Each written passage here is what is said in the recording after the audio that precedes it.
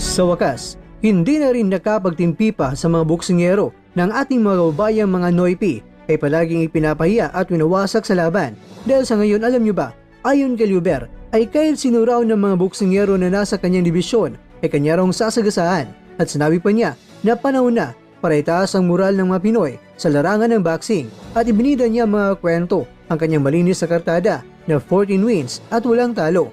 Kung titingnan natin mga kwento sa world ranking sa Bantamweight Division, itong si Llyober ay pasok sa isang major organization at yan ay nasa International Boxing Federation.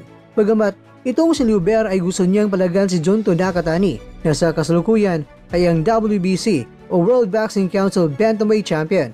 Pero medyo malayo pa ang kanyang lalakbayin, lalong-lalo na hindi pa siya pasok sa WBC World Rankings sa Bantamweight Division. Ang tsansa niya ay sa International Boxing Federation o IBF